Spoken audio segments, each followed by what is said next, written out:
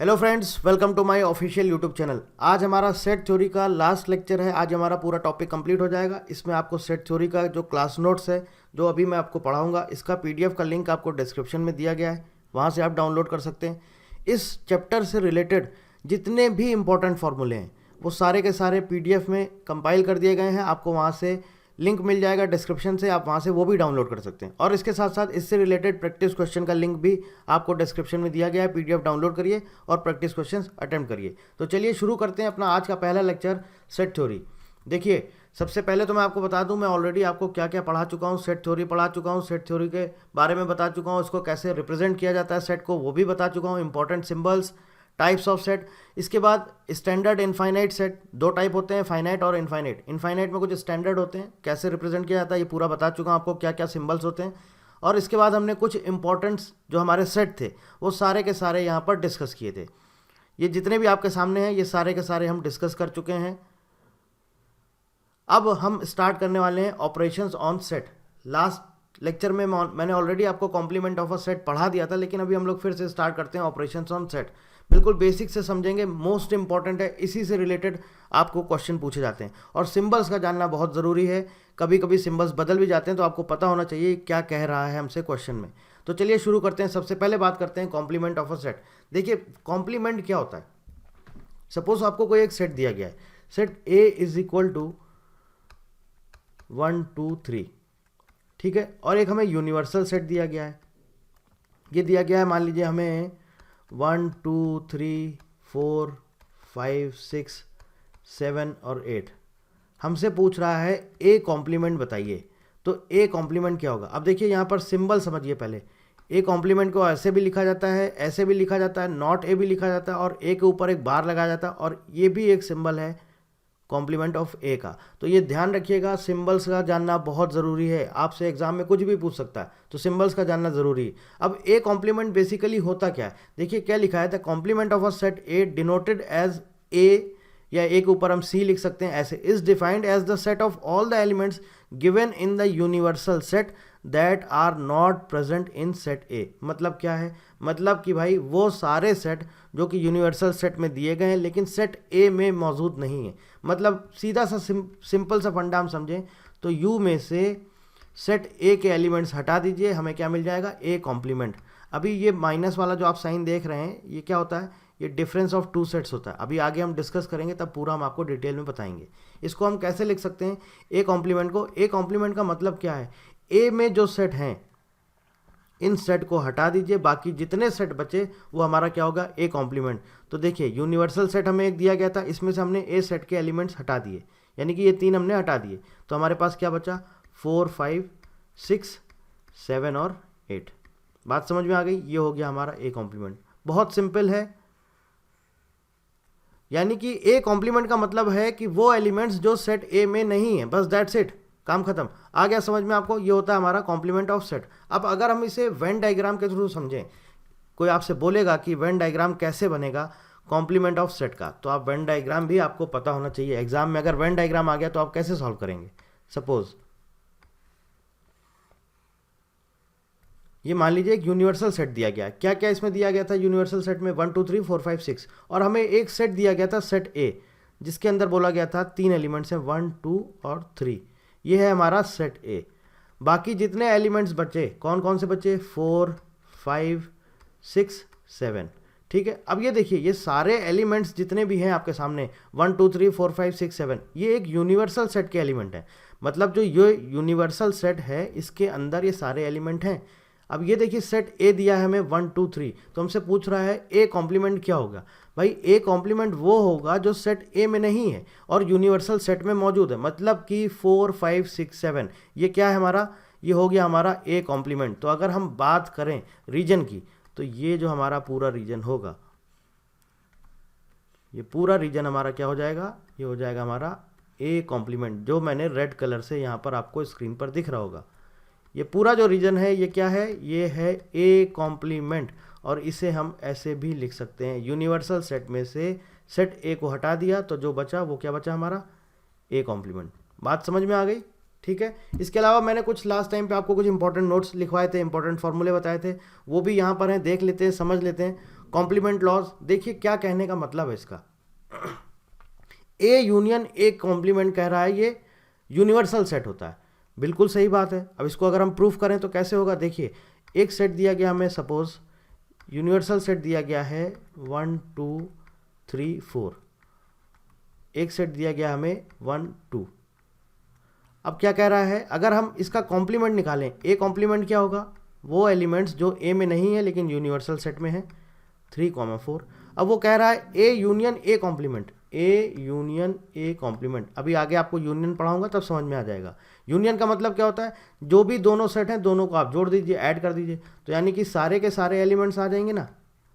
और ये क्या है, यही तो हमारा यूनिवर्सल सेट है, इसे बोलते हैं कॉम्प्लीमेंट लॉज। अब देखिए दूसरा क्या कह रहा है, दोनों का इंटरसेक्शन। इंटरसेक्शन का मतलब क्या होता है, इंटरसेक्शन का मतलब कि कॉमन, दोनों में एक सेट ए है एक सेट ए कॉम्प्लीमेंट है, दोनों में क्या कुछ कॉमन है, कुछ नहीं कॉमन है, तो वो क्या होगा, वो होगा हमारा नल सेट या एम्प्टी सेट हमारा कॉमन है, ये बोल सकते हैं। ठीक है, इसके बाद देखिए लॉ ऑफ डबल कॉम्प्लीमेंटेशन, ये ऑलरेडी मैंने आपको लास्ट टाइम पे बताया था। अगर किसी सेट का हमने कॉम्प्लीमेंट निकाला और उसका दोबारा कॉम्प्लीमेंट करेंगे तो वापस से वही सेट आ जाता है, यानी कि सेट ए।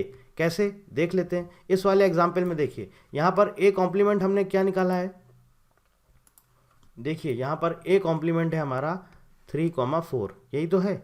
अब अगर हमसे बोल रहा है इसका दोबारा से कॉम्प्लीमेंट लीजिए, तो इसका क्या कहने का मतलब हो जाएगा, इसका कहने का मतलब हो जाएगा कि वो सारे एलिमेंट्स जो इसमें ना हो लेकिन यूनिवर्सल सेट में हो, तो वो क्या हो जाएंगे, ए कॉम्प्लीमेंट का हम दोबारा से कॉम्प्लीमेंट निकालें तो वो क्या आ जाएगा, वो आ जाएगा 1, 2, यही तो आएगा। इसका कहने का मतलब है वो एलिमेंट्स यानी कि 3, 4 जो कि यूनिवर्सल सेट में तो मौजूद हों लेकिन सेट ए कॉम्प्लीमेंट में मौजूद ना हो, तो वो कौन से एलिमेंट्स हैं ऐसे, 1 और 2, और यही क्या है, यही हमारा सेट ए है। तो ये फॉर्मूला आपको पता होना चाहिए।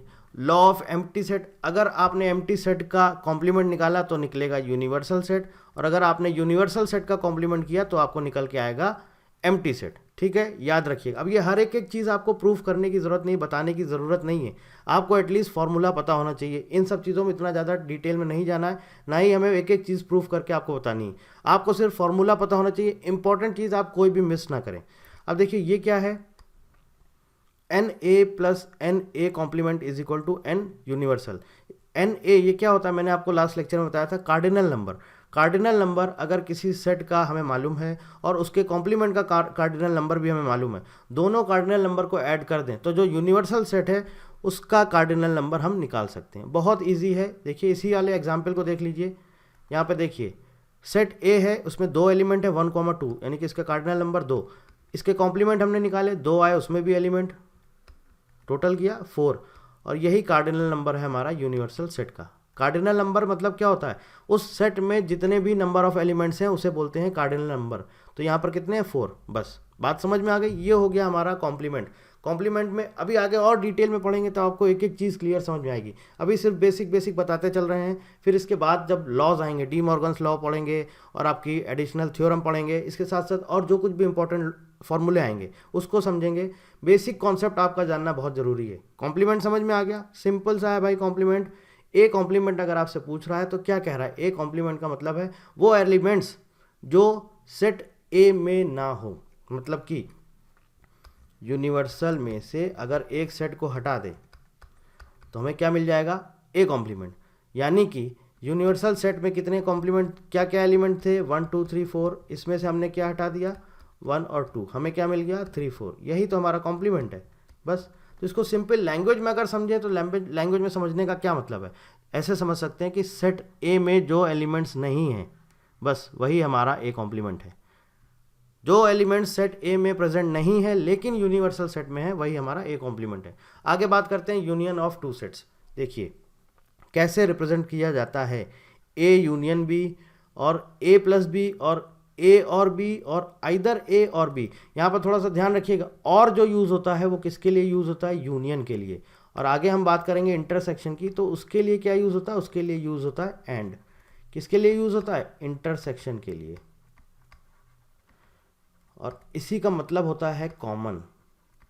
ठीक है, आगे बात करेंगे। देखिए the union of 2 set, set A and B is equal to the set of elements that are present in set A in set B और in both the sets A and B. कैसे लिखा जाता है, A union B is equal to x is such that x belongs to A और x belongs to be. ये ध्यान रखिएगा, यहाँ पे और लिखा हुआ, अगर एंड लिखा होता तब फिर क्या हो जाता, वो हमारा इंटरसेक्शन हो जाता। तो यहाँ पर क्या कह रहा है, x is the element present in both set A and B. अब डेफिनेशन पे मत जाइए, आपको नहीं समझ में आएगा, सिंपल एग्जाम्पल से समझिए। देखिए एक सेट दिया हुआ है ए इज इक्वल टू 1 2 3, ठीक है। दूसरा सेट हमें कह रहा है बी दिया हुआ है ए बी सी कॉमा 1, ठीक। हमसे बोल रहा है इसका आपको यूनियन बताना है। तो देखिए अगर हम वेन डायग्राम से समझें, वेन डायग्राम से आगे समझेंगे, पहले ऐसे ही नॉर्मल समझते हैं।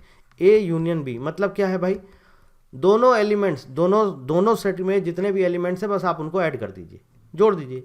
इसीलिए तो देखिए ए प्लस बी तो लिखा है, इसको एडिशन ऑफ टू सेट्स भी बोलते हैं, ध्यान रखिएगा, इसको एडिशन ऑफ टू सेट्स भी बोला जाता है। मतलब जोड़ दीजिए, बस जितने भी एलिमेंट्स हैं सबको जोड़ दीजिए। कौन कौन से एलिमेंट है, 1 2 3 कॉमा ए कॉमा बी कॉमा सी। अब देखिए 1 2 बार आ रहा है तो इसको आपको 2 बार नहीं लिखना है, एक ही बार लिखना है। तो ये हो गया हमारा ए यूनियन बी। बात समझ में आ गई। दूसरा एग्जाम्पल ले लेते हैं, चलिए, अगर आपको थोड़ा सा इसमें प्रॉब्लम है। ए इज इक्वल टू ले लेते हैं हम अल्फा बीटा एंड गामा, ठीक है।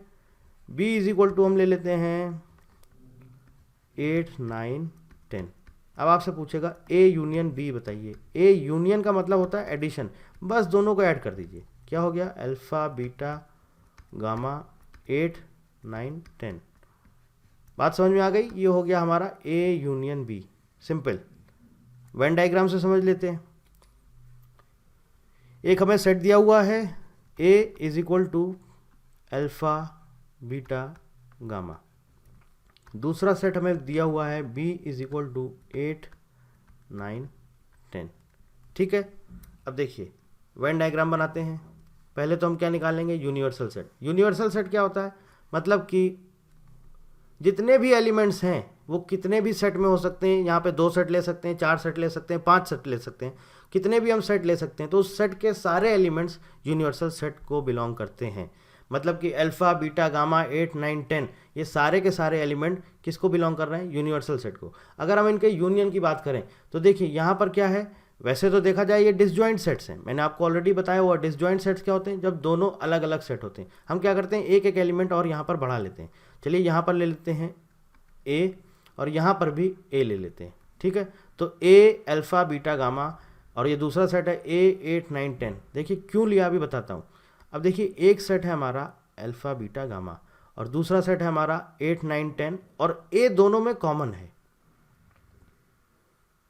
ये है हमारा ए सेट, ये है बी सेट। वेन डायग्राम आपको बनाने से अच्छे से आना चाहिए, वेन डायग्राम बनाना। अब ये कौन सा सेट है हमारा, जो कॉमन है दोनों में है, वो है ए में भी है सेट और सेट बी में भी मौजूद है। अब बचा क्या, अल्फा बीटा और गामा, और यहाँ पर क्या बचा 8 9 10। अब अगर हमसे पूछे ए यूनियन बी, तो अगर ए यूनियन बी क्या होगा, हम यहाँ पर निकालें ए यूनियन बी, हमें क्या मिलेगा, ए यूनियन बी मिलेगा ए कॉमा अल्फा बीटा गामा 8 9 10, ये मिलेगा हमें ए यूनियन बी। तो ये आपके सामने इसका वेन डायग्राम बना दिया है। अब आपसे पूछेगा ए यूनियन बी है क्या, वेन डायग्राम में बताइए। ये यूनिवर्सल सेट है, ठीक है। तो ये जो ग्रीन वाला जो मैं आपको दिखा रहा हूँ, ये पूरा जो पार्ट है, ये पूरा पार्ट जो है ये क्या है हमारा, ए यूनियन बी। ये मैंने इसको कलर कर दिया, ठीक। ये पूरा जो पार्ट है ये क्या है हमारा, ये है A union B. I hope आपको समझ में आ गया होगा। यहाँ तक बात क्लियर है। आगे चलते हैं इंटरसेक्शन ऑफ टू सेट्स। इसको भी समझिए, बहुत सिंपल है। इंटरसेक्शन का मतलब क्या है, सिर्फ कॉमन पार्ट। अब देखिए इसको लिखा कैसे जाता है, सिंबल समझिए इंटरसेक्शन बी का, A intersection B, A dot B भी लिखा जाता है, A and B, both A and B. वहाँ पर क्या था, वहाँ पर यूनियन में भी हमने पढ़ा, वहाँ पर क्या था, और था, और यहाँ पर क्या था, आइदर और ए और बी, और यहाँ पर क्या था, ए और बी। कंफ्यूज मत होइएगा, एंड हमेशा एंड या बोथ ये किसके लिए यूज़ किया जाएगा, इंटरसेक्शन के लिए। और आइदर और ये किसके लिए यूज़ किया जाएगा, यूनियन के लिए या एडिशन के लिए, ठीक है। बात समझ में आ गई। The intersection of two sets A and B is the set containing elements that are common to both A and B. देखिए लिखा गया है A intersection B is equal to x is such that x belongs to A and x belongs to b, और and का मतलब क्या है, common. अब देखिए अभी वही पीछे वाला एग्जाम्पल ले लेते हैं। सपोज क्या दिया गया था आपको, a is equal to a comma alpha beta and gamma. दूसरा सेट हमें दिया गया था a कॉमा 8 9 10। तो हमसे पूछ रहा है a इंटरसेक्शन b क्या होगा, a इंटरसेक्शन b क्या होगा। सिंपल, जो दोनों में कॉमन है, क्या कॉमन है, सिर्फ एक एलिमेंट, दैट इज a। बात समझ में आ गई, पिक्चर क्लियर। वेन डायग्राम से समझ लेते हैं a इंटरसेक्शन b को। चलिए इसका अगर हम वेन डायग्राम बनाएं तो कैसे बनेगा, बहुत सिंपल है। जैसा अभी पीछे वेन डायग्राम बनाया वही वेन डायग्राम बनेगा। ये हो गया हमारा यूनिवर्सल सेट, ये हो गया हमारा सेट A, और ये हो गया हमारा सेट B। ये है सेट A, ये है सेट B। यहाँ पर कौन कौन से एलिमेंट थे, अल्फ़ा बीटा गामा, यहाँ पर 8 9 और 10।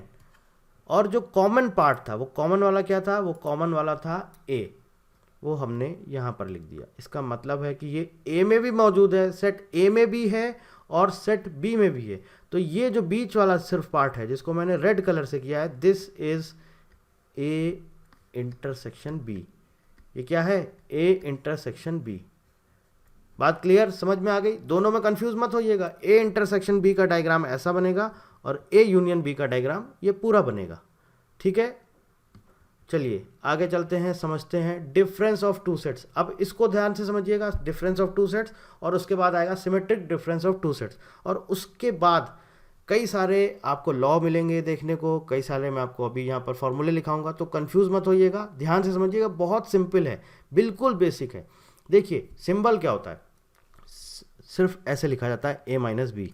जो अभी मैंने आपको स्टार्टिंग में बताया था ना, a कॉम्प्लीमेंट को मैंने ऐसे लिख दिया था u माइनस ए, आपको समझ में नहीं आ रहा था। इसका मतलब क्या है, इसको पढ़ते क्या है, इसको पढ़ते हैं a माइनस बी, या हम पढ़ते हैं a डिफरेंस b। अगर ऐसे लिखा हुआ है b माइनस ए, तो इसे पढ़ेंगे b माइनस ए और b डिफरेंस ए। अब ये ध्यान रखिएगा, a माइनस बी और b माइनस ए दोनों डिफरेंट हैं, दोनों सेम नहीं हैं। आप ये मत सोचिएगा कि दोनों सेम हैं। a माइनस बी और b माइनस ए दोनों डिफरेंट हैं। कैसे हैं, देखिए समझते हैं। सपोज एग्जाम्पल ले लेते हैं, एक सेट दिया हुआ है हमें, set a is equal to 1 2 3 4, ठीक। दूसरा सेट हमें दिया हुआ है b is equal to 3 4 and yz, ठीक, 3 4 yz। देखिए क्या है कहने का मतलब, a माइनस बी, इसको याद करने का तरीका क्या है मैं आपको बता देता हूँ। a माइनस बी का मतलब क्या है, क्या कह रहा है, set of elements which belong to a but not to b। मतलब कि a माइनस बी का मतलब है वो सारे एलिमेंट जो सेट a में तो होने चाहिए लेकिन सेट b में नहीं होने चाहिए। तो कौन से एलिमेंट हैं ऐसे, सेट a में है लेकिन सेट b में नहीं है, ऐसे कौन से एलिमेंट हैं जो सेट a में है लेकिन b में नहीं है। देखिए 3 4 यहाँ भी है, 3 4 यहाँ भी है, 1 और 2 ये क्या है, सेट a में तो है बट b में नहीं है। अब b माइनस ए की बात करें, b माइनस ए का क्या मतलब है, क्या कह रहा है, the set of elements which belong to b but not to a। ऐसे कौन से एलिमेंट्स हैं जो b में बिलोंग करते हैं लेकिन a में नहीं है। देखो बिलोंग तो सारे करते हैं लेकिन 3 4 तो ऑलरेडी a में है ना, a में नहीं होना चाहिए। तो ऐसे कौन से एलिमेंट हैं जो सेट a में नहीं है, y और z, y z। बात समझ में आ गई। अब देखिए इसको अगर आप कंफ्यूज होते हैं तो कैसे समझा जाए इसको, इसका कहने का मतलब क्या है। अगर हमने लिखा आपसे, आपको नहीं समझ में आता, आप इसमें कंफ्यूज होते हैं, क्या बोला इसने हमसे, a माइनस बी बताओ, a माइनस बी बताओ। सिंपल सा एकदम आसान सा तरीका है आपको याद करने का, जिसके साथ माइनस साइन लगा है, जैसे सेट b के साथ माइनस साइन लगा है तो मतलब कि b सेट को देखिए, जो एलिमेंट b सेट में नहीं है बस उसको लिख दीजिए। कौन से नहीं है, 1 और 2, ठीक। अब हमसे बोल रहा है b माइनस ए, माइनस का साइन किसके साथ लगा है, a में लगा है, मतलब कि जो a में नहीं है, y और z। बस काम खत्म, सिंपल सा, बहुत आसान है, इसको याद करना बहुत ज़रूरी है। आपको पता होना चाहिए कि a माइनस बी का मतलब क्या होता है, b माइनस ए का मतलब क्या है। सिंपल, जिसके साथ माइनस का साइन लगा है मतलब कि वो एलिमेंट्स सेट b में नहीं है, माइनस ए मतलब कि वो एलिमेंट सेट a में नहीं है, बस दैट्स इट। बात समझ में आ गई। अब चलिए इसको अगर हम वेन डायग्राम से समझें, डिफरेंस ऑफ टू सेट्स, इसका वेन डायग्राम अगर हमें बनाया जाए तो हम कैसे बनाएंगे। एग्जाम्पल ले लेते हैं, यही वाला वेन डायग्राम बनाते हैं। सपोज एक हमें यूनिवर्सल सेट दिया, आप कंफ्यूज मत होइएगा, अभी वेन डायग्राम से भी समझा देंगे, समझ में आ जाएगा। यूनिवर्सल सेट है, सेट ए हमें कौन कौन से दिए गए हैं, 1 2 3 4, और बी में दिए हैं 3 4 YZ। तो 3 4 आप देखिए यहाँ पर कॉमन है ना 3 4, तो उसको हम कैसे बनाएंगे, एक ही हमने बनाया सेट ए, दूसरा हमने बनाया सेट बी, सेट ए और सेट बी। यहाँ पर हमने लिख दिया 3 और 4, क्यों लिख दिया, क्योंकि 3 4 कॉमन है, दोनों सेट में मौजूद है। और यहाँ पर हम क्या लिखेंगे, यहाँ पर हम लिखेंगे 1 और 2, और यहाँ पर क्या था हमारा Y और Z। देखिए अब अगर आप ध्यान से देखिए तो सेट ए को अगर हम देखें, ये पूरा सर्कल सेट वाला, इसमें कौन से एलिमेंट्स है, 1 2 3 4। सेट बी को देखें तो 3 4 YZ, और 3 4 कॉमन है दोनों में, तो इस तरह से हमने वेन डायग्राम बना लिया। अब हमसे क्या कह रहा है, हमें क्या बताना है, हमें बताना है A माइनस बी और B माइनस ए। मैंने आपको क्या बताया, A माइनस बी क्या होगा, जो सेट बी में नहीं है, मतलब कि 1 और 2 सेट बी में नहीं है, बस दैट्स इट, ये हो गया A माइनस बी। ये क्या आ गया हमारा, ये आ गया 1 2। क्लियर, समझ में आ गया। A माइनस बी मैंने आपको बताया था, वो एलिमेंट जो सेट A में बिलोंग करता है लेकिन B को बिलोंग नहीं करता है, दैट इज 1 2। B माइनस ए की बात करें, B माइनस ए की अगर हम बात करें तो B माइनस ए क्या होगा, जो सेट A में नहीं है, बस दैट्स इट। सेट B को बिलोंग करता है, सेट A में नहीं है, वो कौन सा पार्ट है, that is Y and Z। आ गया समझ में, तो B माइनस ए, Y और Z। आई होप आपको वेन डायग्राम से क्लियर समझ में आ गया होगा। अब देखिए एक यहाँ पर मोस्ट इंपॉर्टेंट चीज़ है, अभी आगे हम पढ़ेंगे सिमेट्रिक डिफरेंस ऑफ सेट्स। ये अभी हमने क्या पढ़ा, हमने पढ़ा डिफरेंस ऑफ टू सेट्स, आगे पढ़ेंगे सिमेट्रिक डिफरेंस। वो यही चीज़ है, कुछ भी अलग नहीं है, सिर्फ क्या है देख लीजिए। सिमेट्रिक डिफरेंस के जो सिंबल होते हैं वो क्या होते हैं, ऐसे लिखा जाता है, कहीं कहीं ऐसे भी लिख दिया जाता है, ये भी साइन सिंबल का है, ये भी सिंबल का, और ये डेल्टा साइन ये भी सिंबल का, सिमेट्रिक डिफरेंस का सिंबल है। ठीक है, इसका मतलब क्या है, A delta B is equal to A minus B और बी माइनस ए का यूनियन। तो अभी आप देखिए पीछे वाला जो हम पढ़ रहे थे डिफरेंस ऑफ टू सेट्स, यहाँ पर हम पढ़ रहे थे, तो क्या है सिमेट्रिक डिफरेंस। यहाँ पर हमसे अगर पूछता है, देखिए डिफरेंस ऑफ टू सेट्स तो आपको समझ में आ गया, दो सेट का डिफरेंस कैसे निकालेंगे ये आपके सामने है, आपको मैंने बता दिया कि दो सेट हैं, इनका डिफरेंस कैसे निकालेंगे। सॉरी, ए माइनस बी और बी माइनस ए। अब जब दोनों का यूनियन करते हैं तो हमें क्या मिल जाता है, symmetric difference A delta B. अगर ये आपसे पूछेगा तो क्या करेंगे, A minus B union B minus A. तो बात आपको समझ में आई, सिमेट्रिक डिफरेंस क्या होता है, दोनों सेट का डिफरेंस निकालिए, उनका यूनियन कर दीजिए, A minus B union B minus A. चलिए आगे चलते हैं, इसी एग्जाम्पल से समझते हैं जो हमने पीछे एग्जाम्पल लिया था। इसको अगर हम वेन डायग्राम इसका बनाना चाहें तो वेन डायग्राम कैसे बनेगा, जैसा अभी मैंने आपके सामने बनाया। अब हमसे पूछ रहा है सिमेट्रिक डिफरेंस का आप वेन डायग्राम बनाइए। सेट ए हो गया, सेट बी हो गया, 1 2 3 4 कॉमन था, और यहाँ पर Y और Z।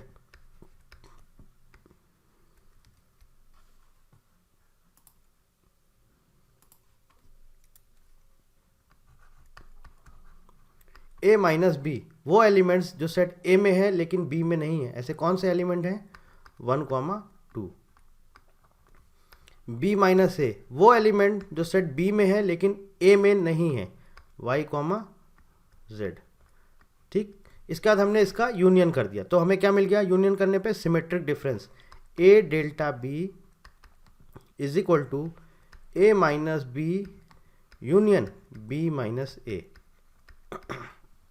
वेन डायग्राम से कैसे समझेंगे, ए माइनस बी कौन सा पार्ट था, ये वाला पार्ट था, ये क्या है लिख दे रहा हूं मैं यहाँ पे, ए माइनस बी। इसको दूसरे कलर से कर देते हैं ताकि क्लियर समझ में आ जाएगा आपको। और ये वाला कौन सा पार्ट है जो ग्रीन कलर से किया है, दैट इज बी माइनस ए। ये क्या है, बी माइनस ए। अब इन दोनों का यूनियन, यूनियन मतलब एडिशन, जोड़ दीजिए, तो बस जोड़ देंगे तो हमें क्या मिल जाएगा, हमें मिल जाएगा सिमेट्रिक डिफरेंस। तो उसका वेन डायग्राम कैसे बनेगा,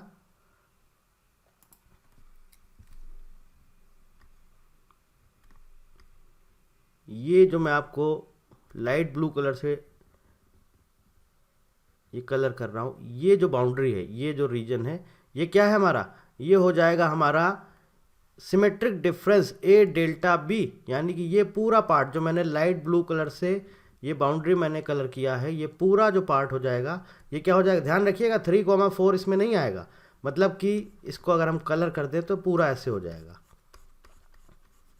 सेम कलर से कर देंगे तो पूरा ये कुछ इस तरह से बन जाएगा। तो आंसर क्या आएगा, हमें सिमेट्रिक डिफरेंस क्या मिलेगा, मिलेगा 1 2 y z।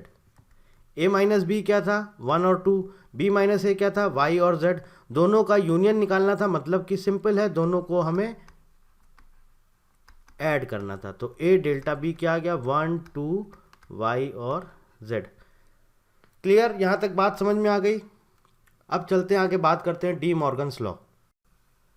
अब ये देखिए यहाँ पर क्या है, ये एक एक चीज़ मैं आपको प्रूफ करके दिखाऊं उसके लिए नहीं है, ये 11-12 का पार्ट है कि आपको ये सब प्रूफ करके पता होना चाहिए वेन डायग्राम के थ्रू कैसे होता है। अगर हम एक सेट है उसका कॉम्प्लीमेंट निकालते हैं, फिर दूसरा सेट है उसका कॉम्प्लीमेंट निकालते हैं, उन दोनों का यूनियन करते हैं और दोनों सेट का यूनियन करके कॉम्प्लीमेंट निकालते हैं तो बराबर होते हैं। तो ये सब चीज़ें प्रूफ करके अभी बताने की ज़रूरत नहीं है, एटलीस्ट आपको पता होना चाहिए कि क्या होता है। डी मॉर्गन्स ने 2 लॉ दिए थे, एक दिया था लॉ ऑफ कॉम्प्लीमेंट, वो क्या कहता है, वो कहता है कि ए कॉम्प्लीमेंट, अगर 2 सेट आपको दिए गए हैं उसका कॉम्प्लीमेंट और बी कॉम्प्लीमेंट, दोनों सेट का कॉम्प्लीमेंट का अगर यूनियन करेंगे तो वो होता है ए यूनियन बी का होल का कॉम्प्लीमेंट। ठीक है, ऐसे ही ए इंटरसेक्शन बी कॉम्प्लीमेंट, ये किसके बराबर होता है, A complement intersection B complement.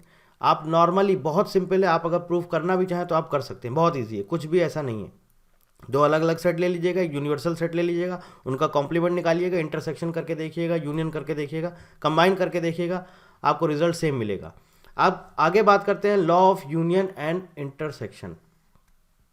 ये क्या है, देखिए A union B intersection C, इसका क्या मतलब है, आप एक तरह से हम बोल सकते हैं डिस्ट्रीब्यूटिव लॉ जो हम लोगों ने पढ़ा होगा, ये वही चीज़ है, डिस्ट्रीब्यूट हो जाता है। तो ए यूनियन बी और ए यूनियन सी, इनका हमारा इंटरसेक्शन लेना होता है। तो A union B intersection C is equal to होता है A union B intersection A union C.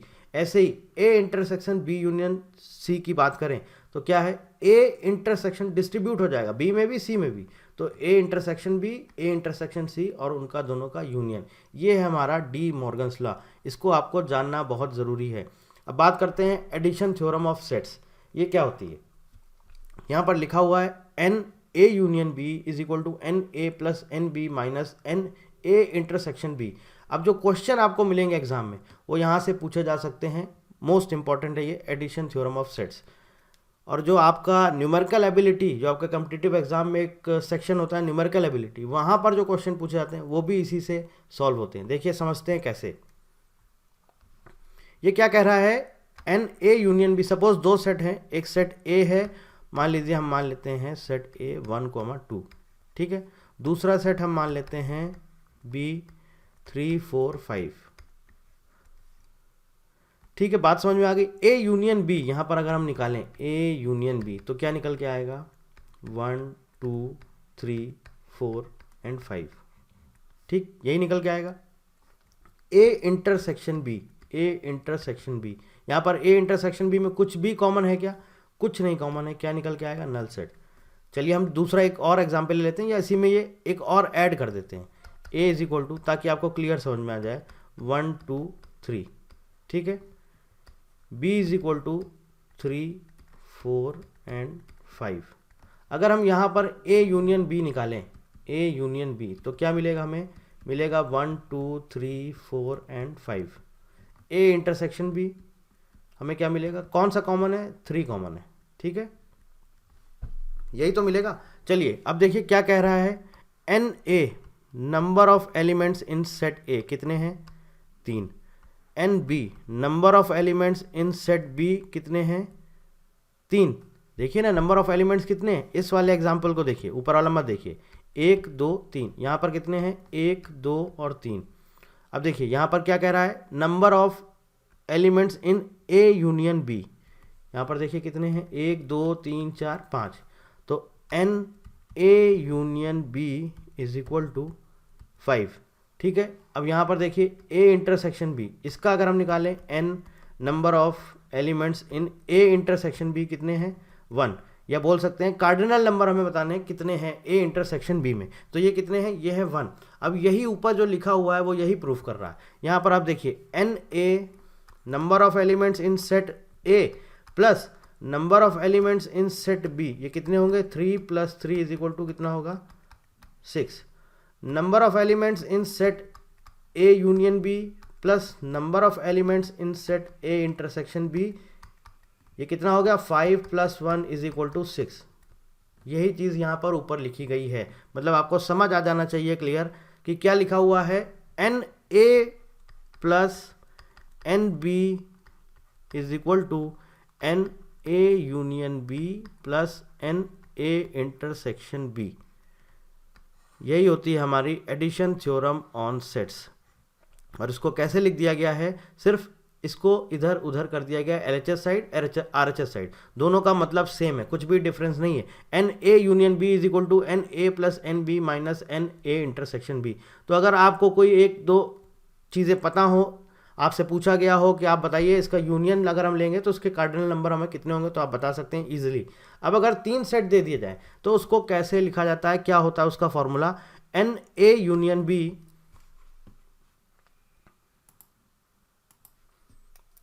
N A union B union C is equal to n A plus n B plus n C minus n B intersection C minus n A intersection B minus n A intersection C plus n A intersection B intersection C.